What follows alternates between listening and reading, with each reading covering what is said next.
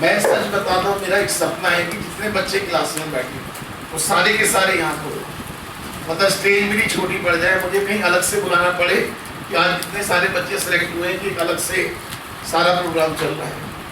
But reason क्या है, कितने बच्चे मेरी बात मानते हैं, कितने नहीं मानते हैं। कुछ बच्चों को शुरू के 2 महीने जोश होता है, लास्ट में जाते जाते धीरे होकर चला जाता है। चलो आप ही बताओ, फिर मैं आपसे क्वेश्चन तो पूछूंगा। आप बताओ कि कैसे कैसे आपने क्या किया, किस तरह से आपने तैयारी करी, आपकी पहले स्कोरिंग कितनी है बताओ।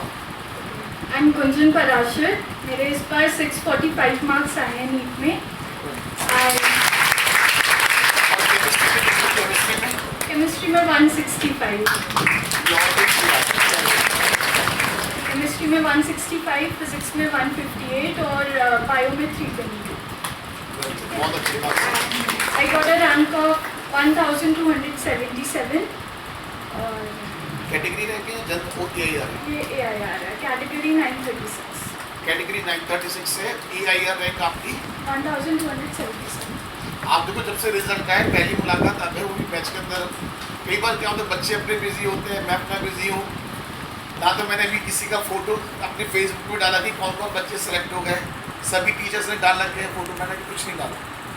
और मैं एक बात में बिलीव करता हूँ कि आप अपना काम करते रहो, और यही चीज़ मैं आपसे कहता हूँ, आपकी खुशबू अपने आप फैलेगी। मेरी पब्लिसिटी मेरे होर्डिंग्स नहीं है, मेरी पब्लिसिटी मेरे स्टूडेंट्स हैं, और अगर मेरा स्टूडेंट सेटिस्फाई है वो अपने आप 10 बच्चों को लेके आएगा। ये नहीं कि मैं पता चला पूरे मार्केट में तो होर्डिंग लगा दी, बच्चों के पास टाइम नहीं दे रहा, वो चीज़ गलत है। अब आप ये बताओ कि आपने, मुझे कुछ बातें याद आ रही हैं, 12th आपने कब किया था? 2017। सब बच्चे सुन लो, तो वो आपके काम के क्वेश्चन पूछ रहा हूँ। 2017 में आपने 12th किया था, फिर आपने तैयारी करी थी? फिर मैंने घर से तैयारी, कहाँ से? घर से तैयारी की थी। कहीं कोचिंग ली थी आपने? कहीं कोचिंग नहीं ली थी आपने? तो आपके कितने मार्क्स आए थे? नहीं, 2017 में मैंने आकाश से कोचिंग ली थी। 2017 में आकाश से कोचिंग ली थी। 523 मार्क्स।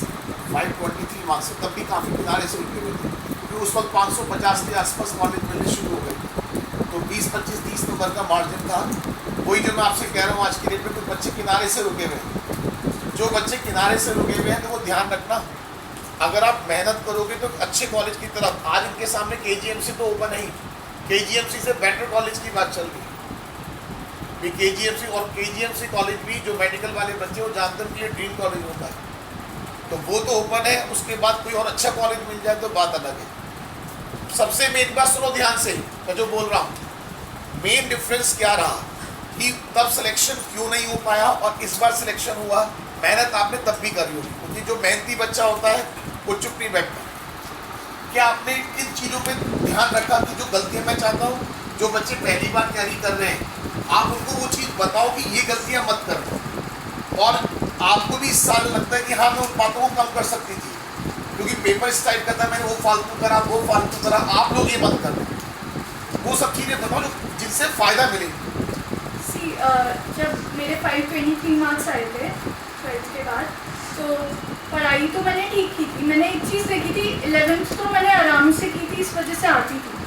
12th में जब बोर्ड्स आने लगते हैं तो बच्चे बोर्ड्स की तैयारी में लग जाते हैं, तो वो मत करना। बोर्ड्स की परसेंटेज कहीं मैटर नहीं करती, पास हो जाओगे, काम चल जाएगा। अपना आराम से न्यूमेरिकल्स ट्राई करना, न्यूमेरिकल्स ज़्यादा मैटर करते हैं। लास्ट ईयर के क्वेश्चन सॉल्व करो और न्यूमेरिकल्स, वो मैंने नहीं किया था, इस वजह से मेरा स्कोर वहाँ पे रुक गया था। दूसरी चीज़ जो मैंने देखी, तुम पूरे साल कितनी पढ़ाई करो, एंड में जो मैटर करते हैं वो एग्ज़ाम डे मैटर करते हैं। और उस दिन मैंने क्या गलती की थी, एक कॉन्फिडेंस की कमी थी, एक टाइम मैनेजमेंट नहीं आता था। और ये दोनों चीज़ें तब आती हैं जब बच्चा लगातार टेस्ट देता रहता है।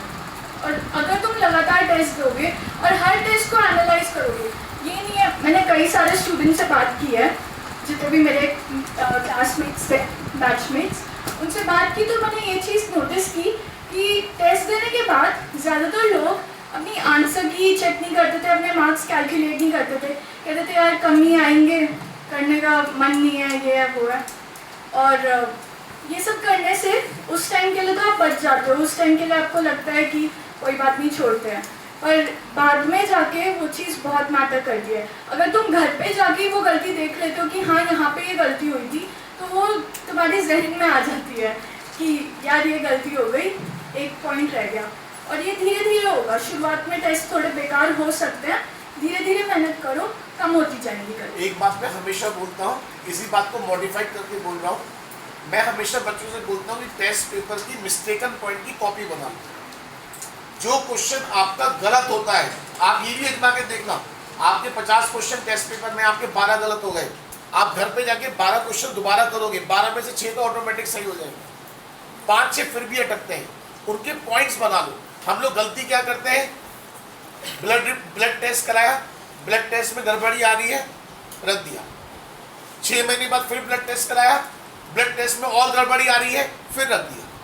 ये क्या कह रहे हैं, अगर टेस्ट में कहीं गलतियां हो रही है, किसी टॉपिक पे आप बार बार गलती कर रहे हो, तो उसको प्रॉब्लम को वहीं सॉल्व करो, उस प्रॉब्लम को वहीं खत्म करो, उसको बड़ी बीमारी मत बनने दो। आप उसको इग्नोर करते जाओगे, वही आपकी बड़ी बीमारी बन जाती है। ये देख लेना कभी भी आप, जो आपके वीक पॉइंट है, अगर आप उसको इग्नोर करते हो, वही आगे जाके आपके लिए मुसीबत बन जाती है। वीक पॉइंट जो भी है उसको शुरू में ही कुचल डालो, शुरू में ही उसको खत्म करो। अच्छा, एक चीज़ मैंने और देखी है, अगर टेस्ट में लगातार कम मार्क्स आने लगते हैं तो डीमोटिवेट होने लगते हैं, फिर टेस्ट से मन हटने लगता है कि अब टेस्ट नहीं देना है। तो उसके लिए जैसे सर डीपीपी देते हैं, साथ साथ करते रहो, क्लास में करो, घर पे जाके करो। नेक्स्ट डीपीपी मिलने से पहले ये वाली डीपीपी खत्म हो जानी चाहिए, ये तुम्हारा गोल सेट होना चाहिए। अगर ये रहेगा तो तुम्हारे टेस्ट में भी मार्क्स आएंगे, तुम्हें क्लास में भी समझ में आएगा, तुम अपने डाउट्स भी टाइमली पूछ पाओगे और सर भी सॉल्व कर पाएंगे। और जब तक टीचर से तुम्हारा डायरेक्ट कनेक्शन नहीं होगा, टीचर से आके बात करो, अपनी जो भी प्रॉब्लम है, चाहे वो पढ़ाई से रिलेटेड हो या ना हो, टीचर से आगे डिस्कस करो। जब तक तुम टीचर के कनेक्शन में रहोगे, तब तक तुम्हारा कोई प्रॉब्लम नहीं होगी, सारी प्रॉब्लम सॉल्व होती रहेंगी धीरे धीरे। और ये फैक्ट है, कभी भी आजमा लेना इस बात को, जब भी आप सही रास्ते पर होंगे, आप टीचर के पास जाओगे, और जब आप लापरवाही करोगे, ऑटोमेटिक टीचर से डिस्टेंस बननी शुरू हो जाती है। टीचर इधर आएगा, आप यूँ भाग जाओगे। कभी भी देखना, घर में टीचर की बात छोड़ो, जब आप घर में अच्छे कर रहे होते हैं, बहुत बढ़िया बढ़िया, पापा के पास जाके बैठोगे पापा, और जब कुछ गलत कर रहे होते हैं, पापा इस रूम में, आप उस रूम में। कभी भी ये एक ह्यूमन नेचर, आप देख लेना, कभी आप सही रास्ते पर हो, गलत रास्ते पर हो, कभी भी चेक कर लेना।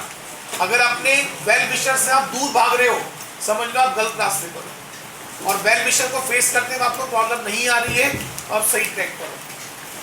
शॉर्ट में और बता दो कुछ बातें ऐसी जो ध्यान रखें। फिजिक्स में क्या करें? फिजिक्स में भी न्यूमेरिकल्स ही करना है लास्ट ईयर के, और जहाँ से पढ़ रहे हो वहाँ की सॉल्व कर लेना। मैं एक चीज़ कह रहा हूँ कि बहुत टफ चीज़ों के पीछे भागने के पीछे क्या, मतलब बहुत अजीबोगरीब बुक्स भी हैं। नहीं, सिर्फ लास्ट ईयर के क्वेश्चंस करो, लास्ट 10 ईयर्स के तो पक्के करना है, 20 के कर लेना अगर ज़्यादा से ज़्यादा करना, बस इतने में काम हो जाएगा। जो एनसीईआरटी है केमिस्ट्री और फिजिक्स की, उनके न्यूमेरिकल्स पे आपने फोकस किया था कि बाकी न्यूमेरिकल ज़्यादातर फिजिकल केमिस्ट्री के आते हैं। फिजिकल केमिस्ट्री के लिए मैंने एनएमएस की एक बुक सॉल्व की थी, उसमें बहुत सारे न्यूमेरिकल्स हैं। तो मतलब एनसीईआरटी के न्यूमेरिकल्स ज़्यादा मैटर करते हैं। एनसीईआरटी के पीछे जो न्यूमेरिकल्स दे रखे हैं वो बोर्ड में तो चल जाते हैं, ज़्यादा दे ही नहीं रखे हैं पहली बार, तो ज़्यादा से ज़्यादा करने चाहिए ना। तो एनएमएस की मैंने सॉल्व की, उसमें तो बहुत सारे हैं, आई थिंक 500 हैं चैप्टर के, तो तभी करना जब मन हो कि सारे करने, वरना वो बोझ लगता है तो रखा हुआ।